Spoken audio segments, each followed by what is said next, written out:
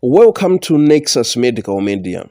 If this is your first time here, don't forget to subscribe to the channel and click the notification bell so that you never miss any of my latest projects. In a patient in whom we have a high index of suspicion of cryptococcal meningitis, we usually order a serum cryptococcal antigen test, also known as serum Craig.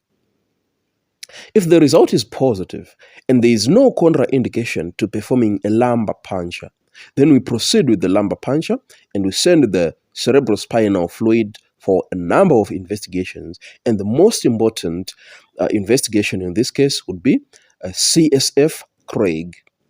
And if this is positive, then treatment is initiated. There are several treatment regimens currently being used, but in this video, I'm going to explain step by step the treatment approach based on ambition trial, and thus using liposomal amphotericin B. In a separate video, I explained this drug in detail, so you can click the link on the top right corner and watch the video on amphotericin B. So let's begin with the preparation of liposomal amphotericin B.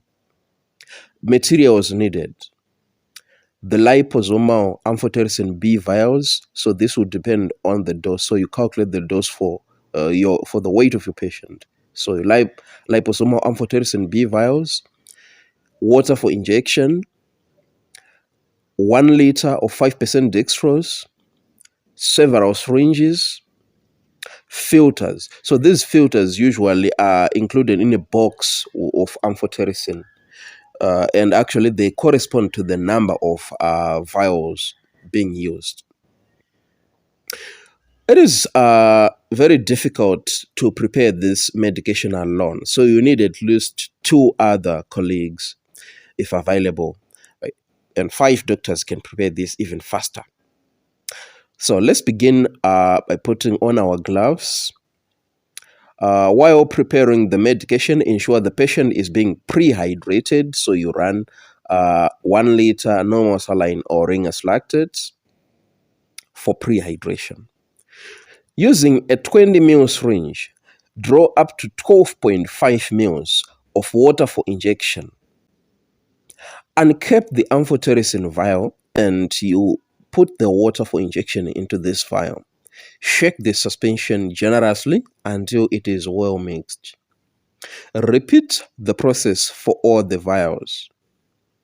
Next, use the syringe to draw amphotericin suspension, and at this stage, you may need to remove approximately 100 ml of dextrose from the vacuolator in order to create the space for this medication.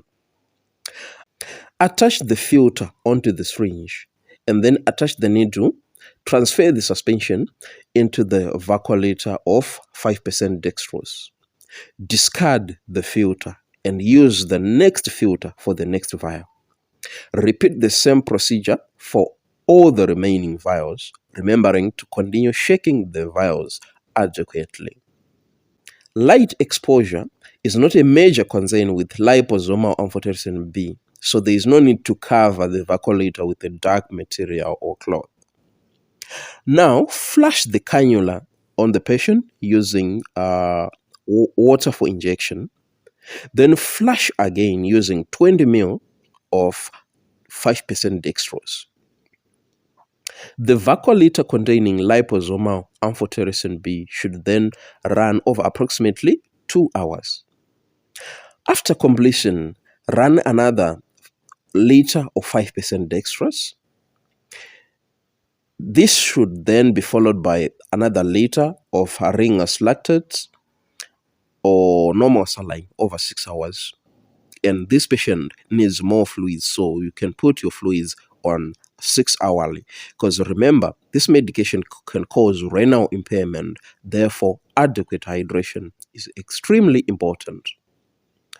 Liposomal amphotericin B is given as a state dose only.